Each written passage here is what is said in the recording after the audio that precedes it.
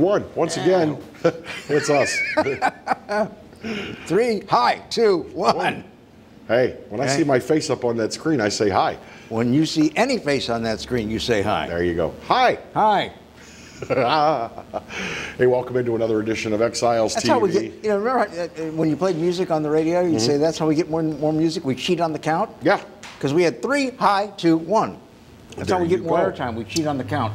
We should be all stern and serious because we do have a hurricane coming. So let's get the serious face on. Yeah, latest information is not good for Lake Charles.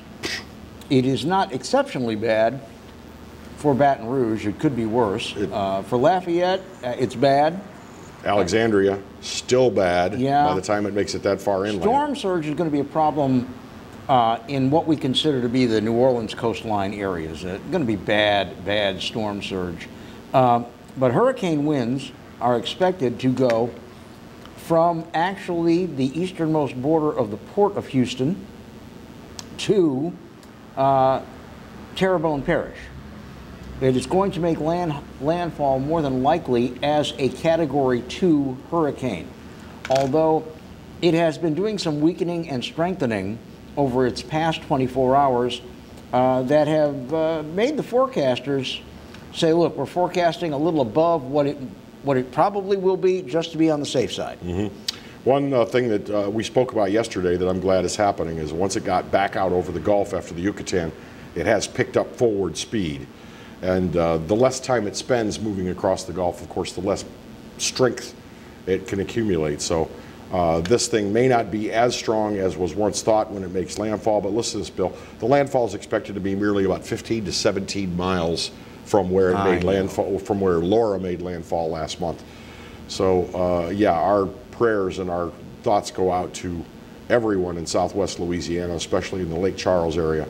We are watching it very carefully here, but I can tell you who is watching it more carefully than we are, and that is the Governor's Office of Homeland Security and Emergency Preparedness. Mike Steele with GOSEP will be our opening guest right after this break on Exiles TV.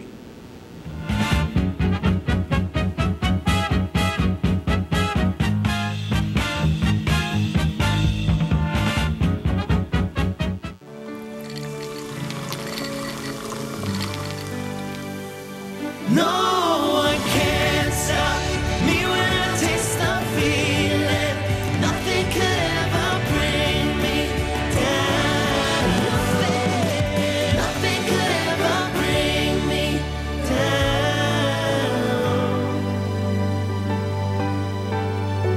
Taste the feeling. Bolello's Furniture and Appliances, your dependable independent. Depend on us for service, for selection, for price. Get huge Whirlpool savings. Shop now and save on Whirlpool appliances throughout the store.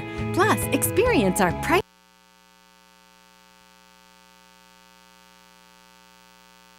savings.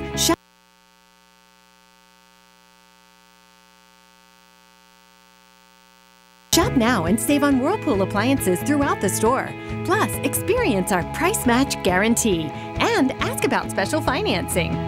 You can depend on the know-how of people who live appliances every day. Bolello's Furniture and Appliances, your dependable independent with nationwide buying power.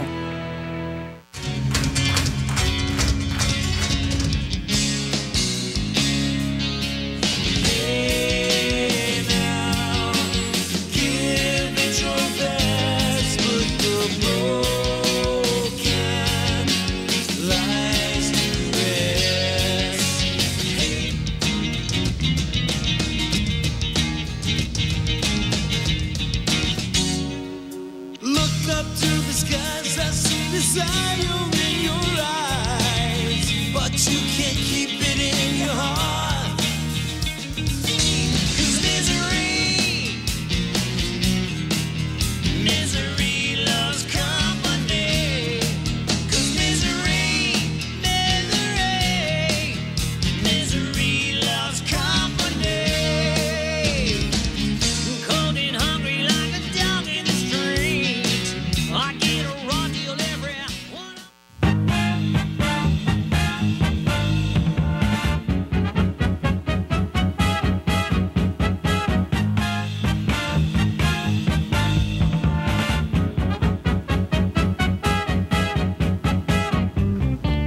back to Exiles TV. Glad to have you with us. Delta is ready when you are. Oh, that's clever. And suffice it to say that we are in for some sort of a major impact here in Louisiana. Exactly where is still anybody's guess, but it's getting to be narrowed down a little more with each passing hour. Joining us now, Mike Steele with the Governor's Office of Homeland Security and Emergency Preparedness. And I'm thinking you all have been quite busy. Yeah, it's been quite the year so far this year. Yeah. You know, we keep having these threats.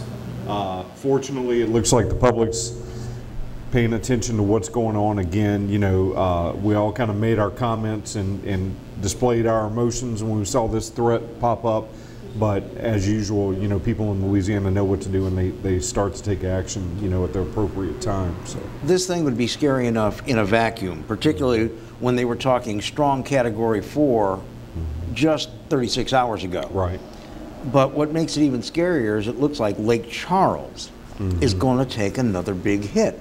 Kevin was pointing out, what was it, right now the center of the cone is about 17 miles. Expected is 15 to 17 miles from where Laura came ashore. Yeah, and there was a storm a few years ago. I can't remember exactly where it hit, but it actually, the landfall was 2 miles from where a storm earlier that season made landfall. So it does happen. And if you look at the paths of the storms, these storms, they almost cross right at the same spot, right on the coast. So that's, you know, it's pretty remarkable to see that. But you know, it is going to be a difficult stretch. You have people in Lake Charles and over in southwest Louisiana that are, you know, just starting to pick the pieces up, basically. And we had some aerial shots of Lake Charles, and the amount of blue roofs over the city is just incredible. And to think about, you know, the winds and everything else coming through and knocking a lot of that off again is just Well, I would think all of your rolling resources are going to have to retreat. Yeah. All the utility boom trucks and all that, they're going to have to retreat probably for at least 36 hours? Well, it depends on when the winds. Usually everything with the, you know, the emergency services and with the utility crews and everything else is when winds drop down below that tropical storm force. And so that can be anywhere from several hours to, you know, hopefully with this storm moving it as fast as it is, we'll get a break in that window. But you know, the utility crews have gotten it down to a science now where they know exactly how close to come in. You know, their response in southwest Louisiana was absolutely incredible. And so all of those things are in place again. You know, we just calm before the storm, you know, is basically where we're at. So Now, what's a concern for Lafayette? Because it should still be pretty dicey when it passes over the Lafayette area. yeah, and if you look at the hurricane warning stretches all the way up into almost Alexandria. You know, so you're talking about a lot of timber.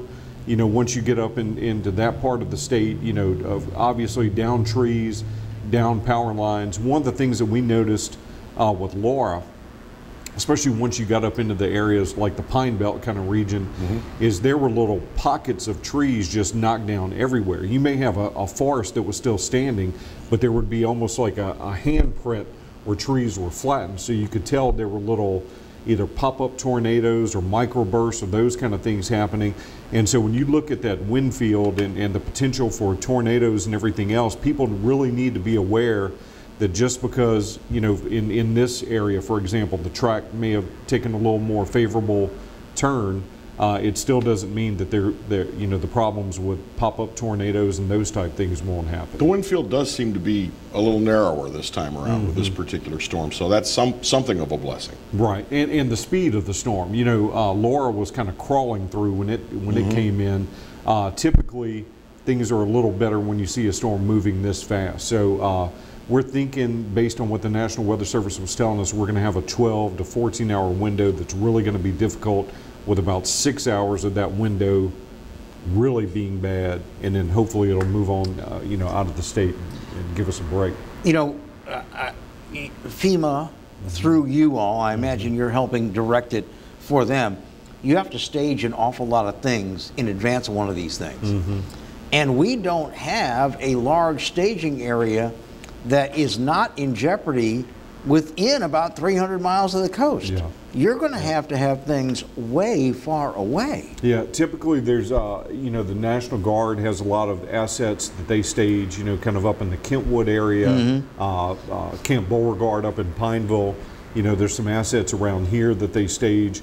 A lot of the local emergency preparedness offices have things like tarps and bottled water and some of the things that they need as well. So there's a mix of federal all the way down to the local level assets that are kind of pre-staged. But again, even if those assets stay safe, it's a matter of when can you get in there, when the conditions, you know, allow you to get in and utilize those things. So it's always kind of a balancing act. Now, as of early yesterday evening, I saw that Calcasieu was a mandatory evacuation. Are there any other parishes that are mandatorily saying get out? So what I saw, and I believe this is true, but you know, the evacuation orders are given at the local level. So even what I'm about to say could be changing today as they take a look at the forecast or whatever. But I know there was one for Calcasieu. I believe Cameron had. I don't know if Cameron's ever fully allowed everybody to come back after Laura because of the destruction down in that area.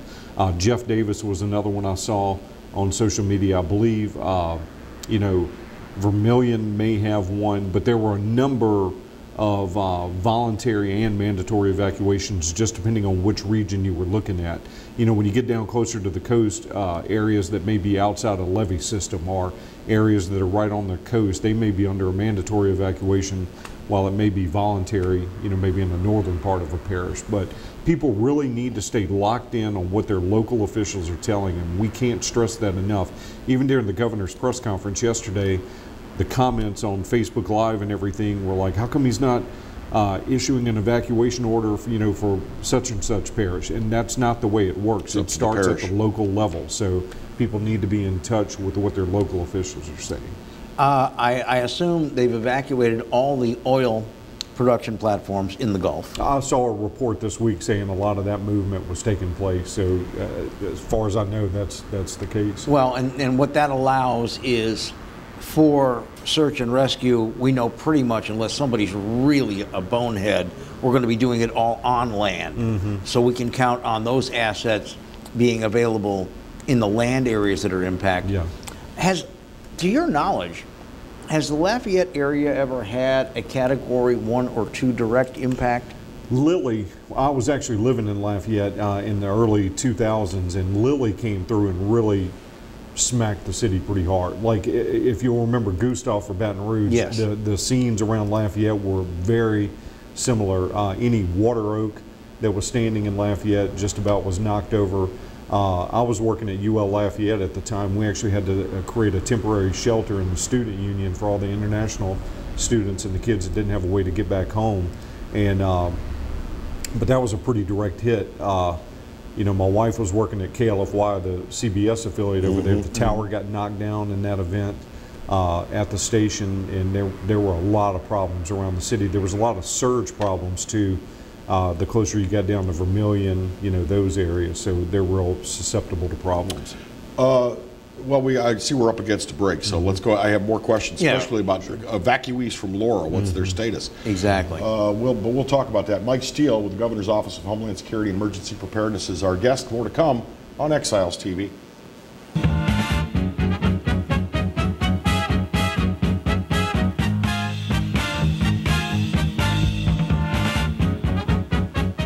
Hi, I'm Bobby Yarborough with Manda Fine Meats. Here at Manda, we know what the folks of South Louisiana love. They love great flavored smoked sausage, delicious deli meats, and specialty items like boudin and andouille sausage. Manda Fine Meats has been providing these products since 1947. We produce them right here in Baton Rouge, so you know you're always getting the freshest product at your local grocery store. Manda Fine Meats. Taste the fresh local flavor in everything we make. Make it Manda every time. Live and play on the fairway at Greystone Golf and Country Club, a serene, challenging golf destination located in Denham Springs. For tee times and membership opportunities, go to GreystoneCountryClub.com.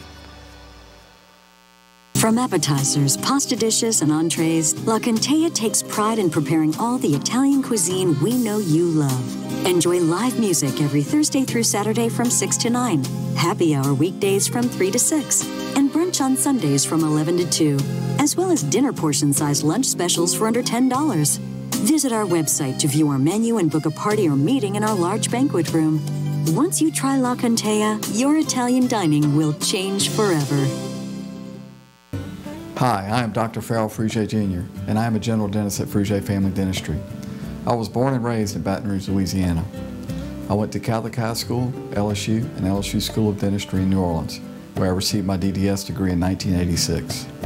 I always have and will continue to be committed to continuing my education, to invest in technology which makes the diagnosis and delivery of dentistry more thorough, more comfortable, and more aesthetically pleasing. In our practice, we are here to serve the patients. We want to improve their quality of life and to develop relationships with our patients. In dentistry, we have a chance to impact lives on a daily basis, not just by doing dentistry, but by getting to know them and being a part of their life. We also believe in giving back to our community. So every year, we give back to the Greater Baton Rouge Food Bank, Toys for Tots, and Mary Bird Perkins Cancer Center.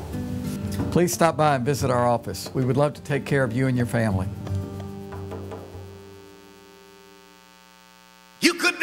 Right now, during the Team Honda Upgrade event, get a new 20 Accord Sport for just $309 a month with no money down, no first payment, and no security deposit. It's time to upgrade to your new Honda at Louisiana's #1 new car dealer, Team Honda on Segan Lane.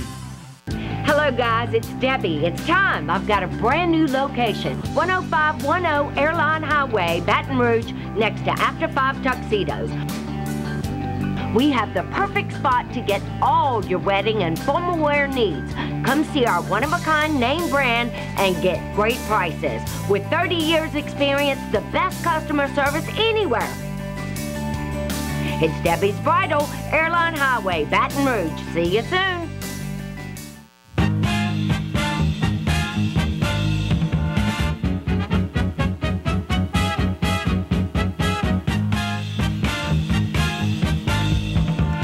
Welcome back. It is Exiles TV. Bill over there. I'm Kevin. And in the center, Mike Steele, the head information guy at GOSEP, the Governor's Office of Homeland Security and Emergency Preparedness. Mike, the question I had for you right before we went to break is, there's still a lot of people that are displaced from their homes from Hurricane Laura 40 days ago. Right. What are they being told to do? So this is where it kind of got a little confusing for the public. So we use hotels basically as our shelter operation. Mm-hmm. So that would be, the hotel space basically took the place of a large auditorium. You know, we've used studios at Celtic Studio or River Center, gymnasiums, the River Center, any large arena. So what was happening at the hotels was the same as that phase of what was happening with the recovery. It got a little confusing because at some point you get to a mid-housing situation where vouchers and other hotel space and everything can be used for that. So people had a hard time understanding that this wasn't a voucher program where they could just go to any hotel. This was a coordinated response after Calcasieu made the request to house their evacuees in a shelter program, and that was the program that FEMA allowed us to use because of the COVID concerns. And it was Mr. and Mrs. Smith, you have a reservation at the Drury Inn Specific on hotels. Essen Lane. Exactly. Yeah. So they were in the middle of consolidating all those hotels because now we're down, I think we were up around 16,000, 18,000 at the peak. Now we're down to about 6,000 people, and they were in the middle of consolidating all those efforts to maybe put people at closer hotels, because we still had to work through the logistics of feeding the evacuees, all of the things that come as part of the shelter operations, we still had to do even though they were at hotels. So it was important to kind of consolidate that where we could. There were still people in Texas. We wanted to bring them back closer to home and take care of those things. And then we were in the process of telling people, like, initial assessments were done on your home. It doesn't appear you had major damage. It's time for us to arrange for you to go back home and begin your recovery. All of that's kind of been suspended for now until we get out of this pattern. Well, and I will say, I got to witness this firsthand on the 5th of September. We were in New Orleans, and it's amazing what you have gotten FEMA to marshal, because the hotel at which we stayed had a bunch of folks from DeRidder. They were feeding them 3 times a day. Right. There was an EMS unit from a city in Ohio that was providing immediate medical care. Right. They were doing COVID testing for those who wanted them. They were doing counseling services, and it was running like casework. They have to work casework. It for was their running like families. clockwork. Right. Now, I think you're going to be filling up those hotels again. And it could be. So far, we haven't got a request from a parish to ramp up to that level again. I mean, it could happen, and that's the conversation that's going to be happening today. But so far, we haven't been asked to take that step yet. But that's what was difficult to explain to people, that, hey, this was a coordinated effort with Calcasieu Parish for a shelter plan. It's not a voucher where you can go anywhere, like if you had, home damage after the 2016 floods, that type thing. Yeah. And then the other disappointing thing is we were just beginning to ramp up, bringing, basically travel trailers and MHUs, the mobile home units with FEMA. They were being brought to staging areas in Alexandria to be rolled out to specific spots in Lake Charles and Cameron, into those areas to help with some of the housing concerns. All of that's on hold again, until we get this threat out of the way with Delta. Well, again, this is not good timing nor good placement from the way it looks now, although I'm sure your meteorologists are telling you it could take a little jog one way or another in the next 10 hours. Well, and one thing they have been saying all along is as it hits that when it gets basically where that cooler water is right by the coast, a lot of times this time of year you see kind of a quick jog back to the east. And this is another thing. When you hear the public talk about like, oh, they were off on their forecast, or it wasn't exactly right or whatever, they're still pretty much within the cones they were giving out 3 or 4 days ago. But it does make a major impact when there's a 20-30 mile an hour or 20 or 30 mile shift east or west. If you're on the east side of that in a community, that's a big deal. So we have to work through all those issues just like the public does and just like the local officials do when it comes to trying to pinpoint exactly where the problems are going to be. That slight shift that Laura took made a huge difference for the capital region. Right. We basically got nothing. Right. But if it would have been just a few miles to the east, it could have been 20, 30 serious miles. damage. 20 or 30 miles can make a big difference for a state and a population center and that type thing. Would the emergency planners in what looks like a large number of potentially affected parishes, would they be advising at this time, go ahead and go to a safer area, button everything up and go, or do you think they're going to say, just make sure you've got all your supplies and get ready? Yeah, so some have opened shelters at the local level, and that's where it starts. There's not, everything ramps up from the ground level. So starting at the local level with the local officials, they may need to run shelter operations for a certain segment of their population. If that grows to the point that they need state support, that's where our involvement comes in. But we don't automatically get involved in those operations unless it kind of snowballs to that level. And so another thing FEMA's allowed them to do, and I'll be honest with you, I cannot tell you how much I appreciate FEMA's efforts over the past couple of months for what they're doing here in Louisiana. And then, President Trump last night approved our emergency declaration, yes. For reimbursement on some of the costs associated with all this ramp up that you have to do. So the federal support has been outstanding, and they've kind of been with us every step of the way this year, all the way, back through the beginning of the COVID event.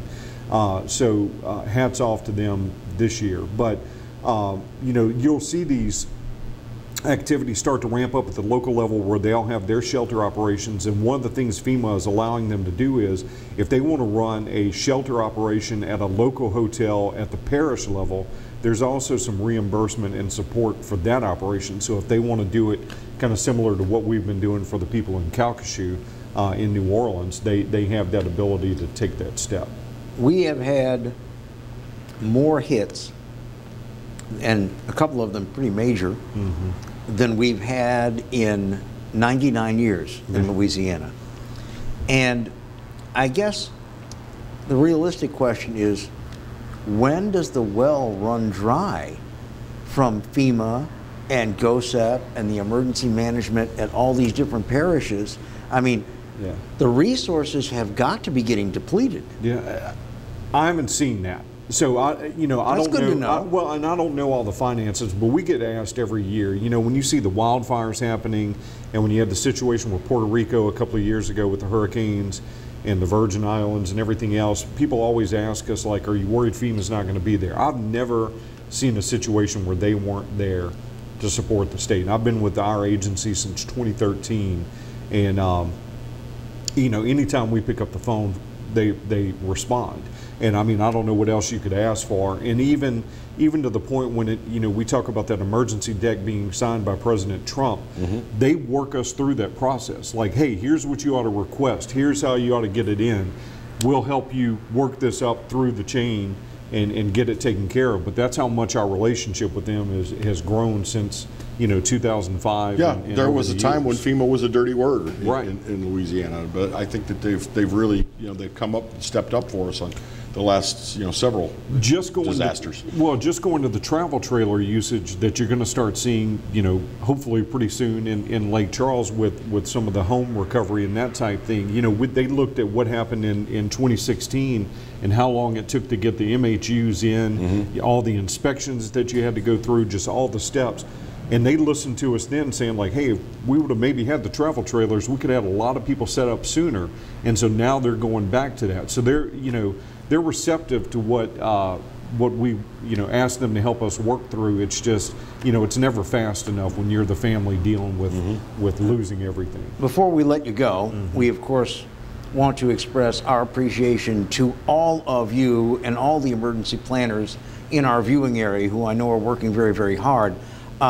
But if people, because we're in about 700,000 cable homes all over, if people in Acadia Parish, for example, want to know what's happening at their OEP or want to talk to somebody, are all those numbers on your website? We have a contact list. You can go to getagameplan.org. There's a contact list for your local officials, but most nowadays use social media.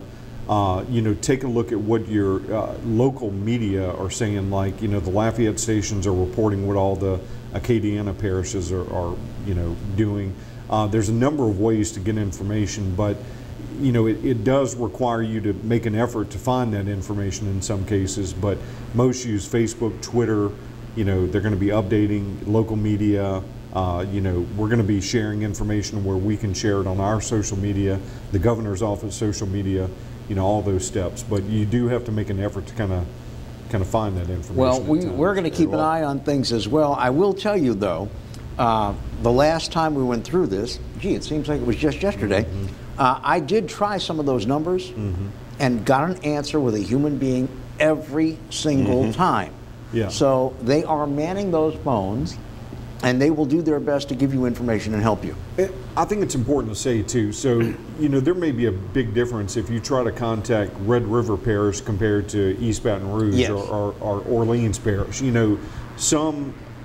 It may just be one person that basically works in their emergency management office. Others may have a staff, larger than ours at GOSEP. So it kind of depends on who you're trying to contact. But when you're dealing with a time where everybody's scattered and running around like this, it may, please be patient. I will tell you, and I've forgotten which parish it is, because I wanted to pay them a compliment. When I test called their OEP, it rang and it rang and it rang. I said, okay, this is going to be the one, probably one or two people working. And I got sheriff's office, and I said, I'm sorry, I must have misdialed. I wanted OEP, and said, no. We are getting so many calls that they are rolling after a certain number of rings to the sheriff's department. We want to make sure every call gets answered. Good. So and several OEP directors actually work for the sheriff's office or the fire department in certain parishes, so they kind of have a dual. It might have been Bienville Parish, but I wanted to give them a compliment. Mike Steele, thank you for being with us. Thanks for all you do. Same here. We appreciate you helping us get the word out. I'll be watching my cell phone for text messages tomorrow morning during the Facebook Live. Yep. Sounds good. Thank But you, it's guys. going to start to get interesting about dinner time tomorrow night. Some areas, you know, depending on where you live, tomorrow morning, about 8 o'clock is where the impacts are going to be Coastal first, right? And so then as the day goes on, it may get rougher in other spots. But that's, we're telling everybody, you got today, maybe tomorrow morning, depending on where you live, but get it all resolved. Get her done. That's right. Mike Steele with GOSEP, thank you for being with us. We'll be right back with the Pelican Institute on Exiles TV.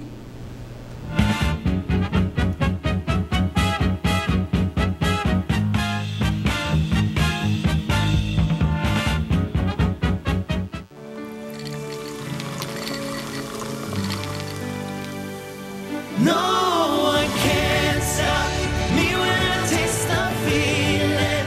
Nothing could ever bring me down. Nothing could ever bring me down.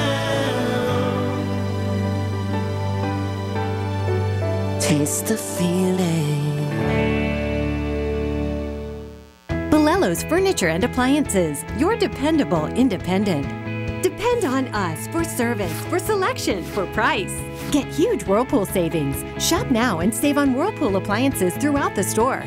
Plus, experience our price match guarantee and ask about special financing. You can depend on the know-how of people who live appliances every day. Bolello's Furniture and Appliances, your dependable independent with nationwide buying power.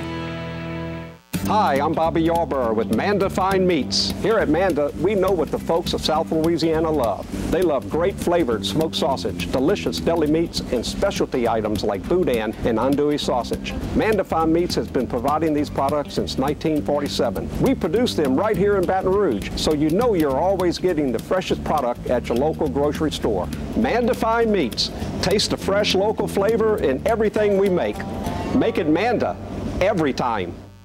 Hello guys, it's Debbie. It's time. I've got a brand new location. 10510 Airline Highway, Baton Rouge, next to After 5 Tuxedos. We have the perfect spot to get all your wedding and formal wear needs. Come see our one-of-a-kind name brand and get great prices. With 30 years experience, the best customer service anywhere. It's Debbie's Bridal, Airline Highway, Baton Rouge. See you soon. Hi, I'm Hurricane Betsy Barnes. And I'm Dr. Kay Siller with the Rocket Right Show. We are two busy blondes on the go showing off life in Louisiana. Watch us on Pelican Sports Network.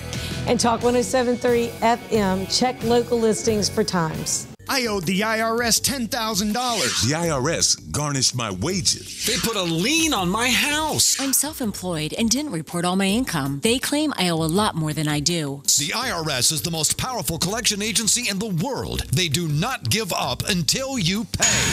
I couldn't sleep. We were being audited. I called Tax Solutions Now, and a great big weight was lifted off my shoulders. I called Tax Solutions Now, and they got the IRS off my back. Tax Solutions Now had my wage garnishment lifted in 48 hours. Tax Solutions Now can get you help. Our agents know the rules, can stop the pain, and get you the best deal. Tax Solutions Now saved my business. I qualified for the Fresh Start program. I paid less than I owed. We connect you with a team of former IRS agents and tax professionals who get the IRS off your back.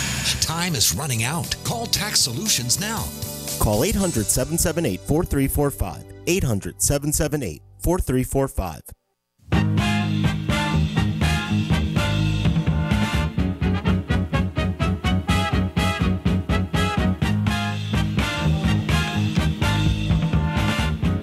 Welcome back to Exiles TV. Glad to have you along with us. In addition to a hurricane coming, there is an election coming. And in addition to what we call the top of the ballot candidates that we're all looking at, there are some things that can affect your life much longer than anybody you elect to office, and that is constitutional amendments. When we want to know about constitutional amendments, we go to what Kevin calls the smart guys. There is a wonderful think tank here in Louisiana called the Pelican Institute. We've had their folks on with us before. We have Daniel Erspamer, who is the president and CEO of the Pelican Institute. And before we get into some of these amendments, tell everybody what you do and how you do it. That's right. The Pelican Institute is Louisiana's free market think tank. So our job is to look at the conditions on the ground, to study public policy and economics and, in a lot of ways, culture and social behavior, and then try to figure out how do we create pathways of opportunity for every person in Louisiana. So what kinds of policies at the state and local level, how do we remove those barriers and make sure everyone has a fair playing field and an opportunity to succeed? Are you a membership organization? We're not a membership organization, but we have supporters and friends from all over the state of Louisiana. You can sign up to get information, certainly make a contribution. That would be grateful. Would be grateful for that. So we have friends and partners and supporters all over the state. Now, let's talk about some of these constitutional amendments, and I want to start with Amendment 4 because Kevin and I are going to be talking more about Amendment 4 over the next couple weeks. Right. This is a hot button issue for the Pelican Institute. Tell us what it is and why it's a hot button issue. So, three things we want everyone to remember when we think about Constitutional Amendment number 4. Stability, predictability, and job growth. So what does that all mean? This Amendment 4 is about a state expenditure limit. So if we think back over the last 5-6 years, it's been fiscal cliff after fiscal cliff and budget gap after budget gap, and there's fights every single year, and sometimes many sessions worth of fights over these issues. Wouldn't it be better if we could have a more stable and predictable state budget? Wouldn't businesses and job creators look at that as a positive when they're looking at where they might expand or create jobs? That's right. So this is really about a way to control state spending and make it more predictable for everyone using a variety of economic factors. At the bottom line, state government should grow at the rate of the state, population and inflation and personal income, those sorts of things, not just willy-nilly as dollars come in and as dollars go down.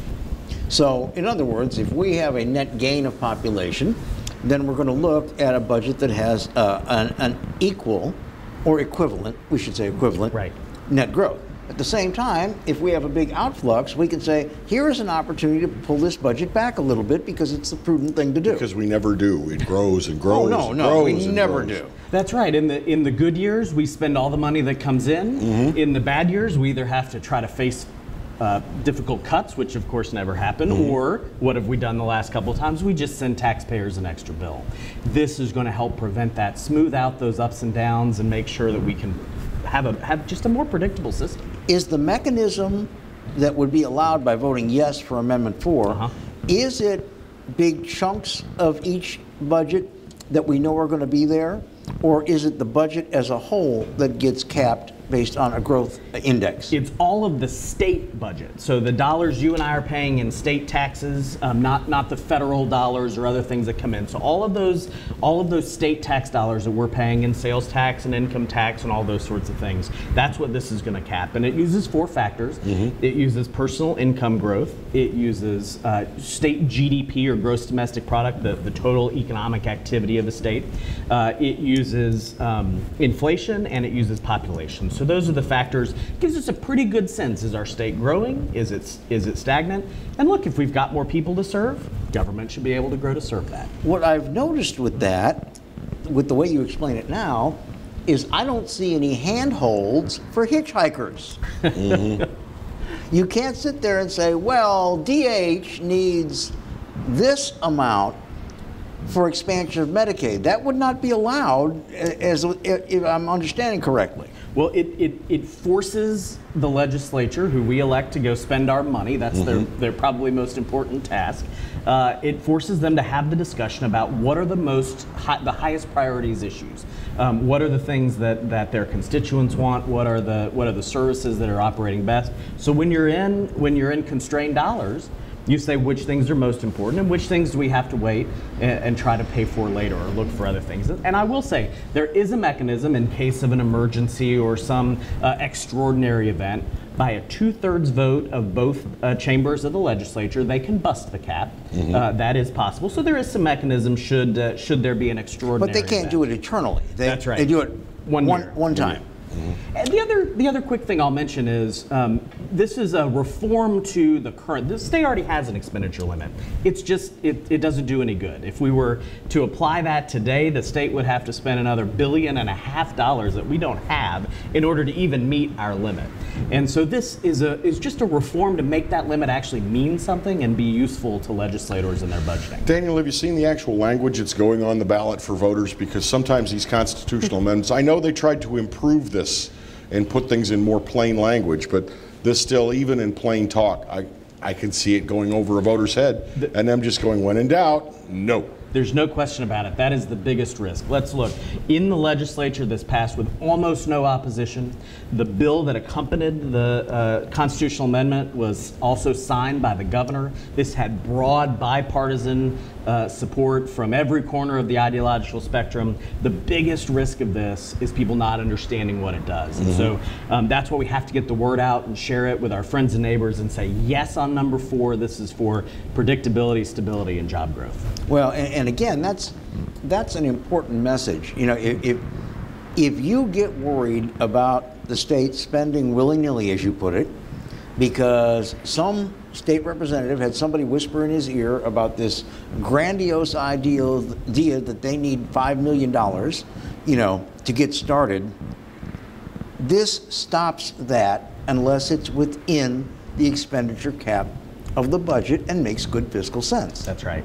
And it also allows us to plan for the future. For dollars that we bring in above and beyond the cap, those go to things like the rainy day fund and allow us to refill those buckets that we're going to need in an emergency and that we need in the down years, again, to stabilize that budget. And I'm glad you brought that up, because that's my question. Constitutional Amendment number 3 involves the so-called budget stabilization fund, which we all call the rainy day fund. What do they propose in this amendment? So this is allowing the legislature to draw funds from the rainy day fund for additional kinds of expenses that it wasn't originally intended to So to be able to use the budget stabilization fund for things other than budget stabilization? Right. I think it's something we've got to be really cautious about as we look forward. It's kind of funny to me. That is intended for a very particular purpose, and those are dollars we should really protect. We're in a crisis now, and we know how important it is. Back to the mechanism of Amendment 4. I've noticed that a lot of legislators like to start out with, well, we have various pots of money. And they use the word tranche because it sounds so much more erudite. That's right. Does Amendment 4 anticipate things like bond debt, which is a budget item, federal matches, things like that? So you can't say, oh, because there's a federal match, I am under the cap if we put this in the budget. Does it look at all those different pots of money that the legislators like to point out? It does look at it. I will say there were some compromises made in the course of getting this to the ballot that were made in the legislature that did exclude federal dollars. That was one thing, and did exclude some of those constitutionally dedicated issues. However, if we're talking about things like a federal match, the state dollars are still going to be a part of that expenditure limit. All of those things that we pay that go right into the state coffers in that general fund, those are the things that we're going to be included under that. Well, that sounds fair and reasonable. I think so. I think at the end of the day, we landed on the right policy. The one that's really sticking out to me is Amendment 1. I mean, Amendment 1 is a huge right-to-life issue. It's probably one of the most polar social issues we have in the United States or Louisiana. And the wording is, well, let me just read this. This is just an abstract. Declaring there is no right to and no funding for abortion in the Louisiana Constitution. That would mean none. That's right. None allowed whatsoever unless it's privately funded. How big I mean, that's going to be a tough sell, I think. It is waging. This is the one that has raised and spent the most money. Certainly, driving up and down I-10, you see the billboards on both sides of this issue. This is the supporters of this have come to the table and said this is our This is our hedge on Roe v. Wade. So should the court one day overturn that decision, this is going to affirmatively state that Louisiana will reject any sort of right to an abortion. But it's certainly so it is conditional on overturning Roe v. Wade? It'll have to be, because otherwise it would be unconstitutional. That's right. Yeah, you can't trump federal law on this. That's right. So it's certainly God knows we've tried. Yes, we have, perennially. We are going to take a brief break, and then we're going to continue with Daniel Erspamer from the Pelican Institute. You stick around. We'll be right back.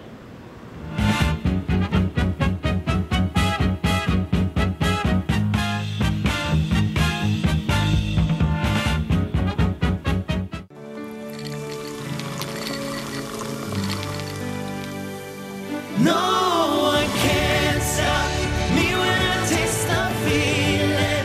Nothing could ever bring me down.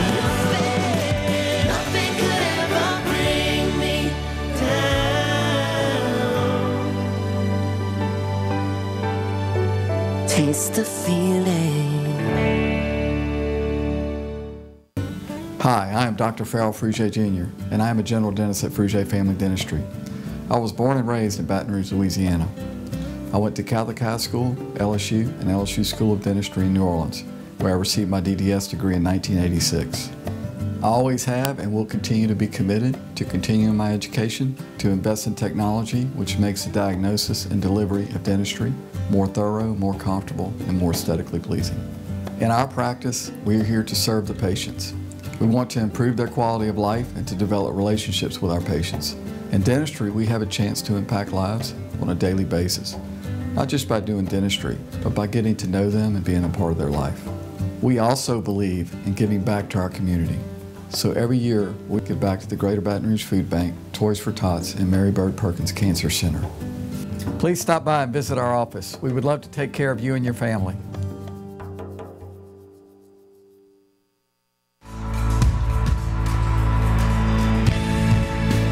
Right now, choose any new 20 Mazda and get 0% for 60 months, plus 90 days deferred payments during the Team Mazda upgrade event happening now at Team Mazda on Airline. Hi, business owners. Phase 3. Woohoo! But do your customers know you're back? Well, that's where the Clarence Bugg Show and Pelican Broadcasting can help. Right now, we've got great rates on advertising packages to help you get the word out. Shoot me an email at bugsclarence@gmail.com. Or better yet, call me up. I'd love to talk with you. 225-485-6839. Let's get together and make Phase 3 the best it can possibly be. From appetizers, pasta dishes, and entrees, La Contea takes pride in preparing all the Italian cuisine we know you love. Enjoy live music every Thursday through Saturday from 6 to 9, happy hour weekdays from 3 to 6, and brunch on Sundays from 11 to 2, as well as dinner portion-sized lunch specials for under $10. Visit our website to view our menu and book a party or meeting in our large banquet room. Once you try La Contea, your Italian dining will change forever.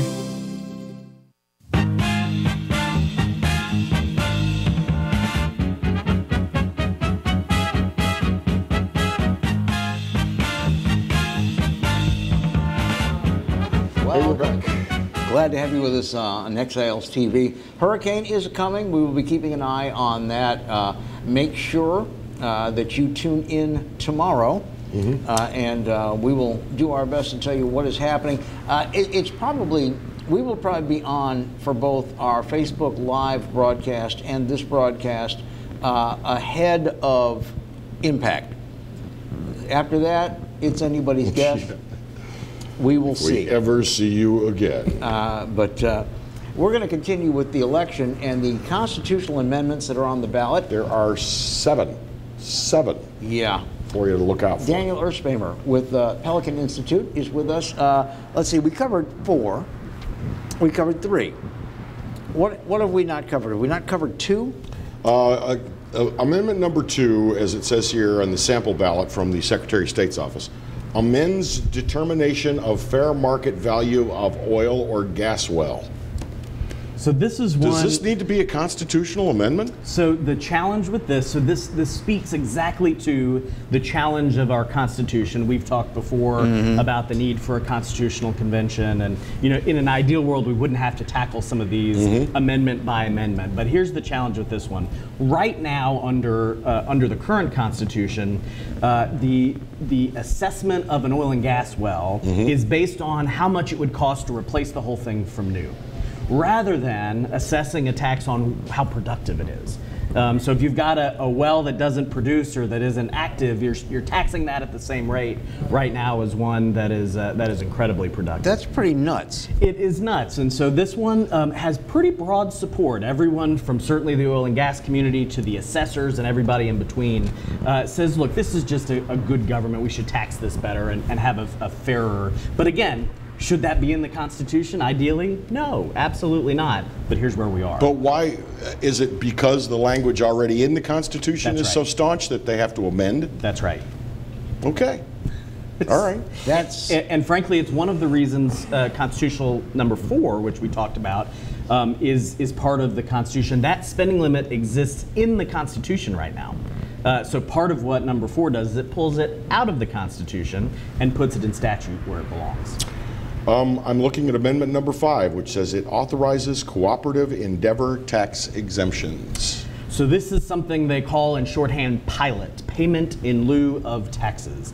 And so the idea here is that if you're a company and you want to build a manufacturing facility or a plant or something like that, you could go to local government and say, instead of paying taxes every year for the next 20 years, we're going to give you a big lump of money now. We're going to negotiate directly with you, and then you're going to leave us alone. So you're banking against your possible future tax? That's the idea behind that amendment. And look, there's arguments on both sides of this one. I think the Pelican Institute does not have an opinion, a formal position on this. The things I think voters should consider is what should our tax code look like? But the other side of that is what flexibility should local government have to set their own tax rates, and this is something constrained by the Constitution now. So I think there's arguments on both sides. It does allow a little more shopping, I would think. It does. If you were going to put in a brick and mortar operation that you're hoping to make profitable, you can shop it around a little bit. That's right. Seen as a boon to economic development, which also opens up the door real big and wide for what we call good old under the table money. Well, it is Louisiana. It is Louisiana. Let's see. Constitutional Amendment number 6 increases income limit for homestead exemption special assessment level. So as we know, the homestead exemption is mandated in our state constitution. Right. And so what this says is for certain seniors and military members who have already some special carve-outs in the homestead exemption, this increases it to $100,000. What I'd say about this is this speaks again to the challenge of our tax code to begin with. We already are riddled with one of the most complex and convoluted tax codes in the country, and it's intermingled between the Constitution and statute and everything. This is something at the Pelican Institute we're going to be making a hard push on headed into next year's legislative session to get fundamental tax reform and make it fair for everyone. I'm skeptical of additional carve-outs, even though it sounds like it's a population that certainly is worthy of support. Well, it's heroes and old respect. people. What are you going to do? But this is one I think I'd be skeptical about. It's like the stripper bill.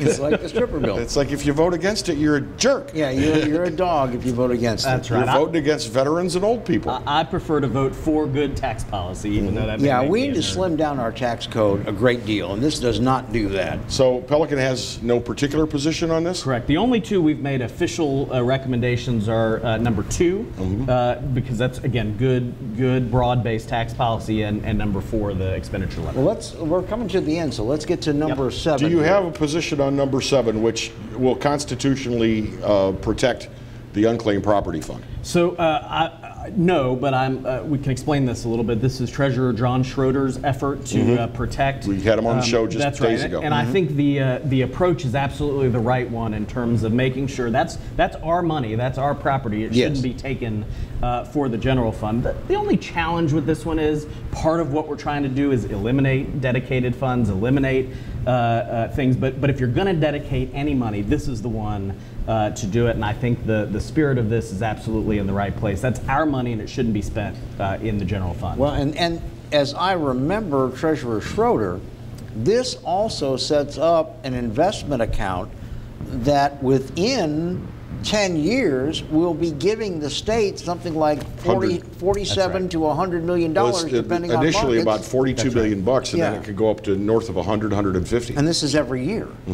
That's right. It's spending the interest and dividends on those investments, which is a smart way to approach this. I hate to hit you with a question this complex with only 2 minutes left to go. All right. We always ask legislators about this. We never ask folks like you, who probably have the ear of a lot of legislators, when are we going to have our constitutional convention? Well, as you know, this was a major topic in the debate in the election last year. A number of currently elected legislators certainly ran in support of this. I think the political reality is, as long as the governor opposes it, it's unlikely to happen. So for those who agree like we do that a constitutional convention is absolutely necessary to getting our state back on the right track, let's continue to make our voices heard, explain the reasons why.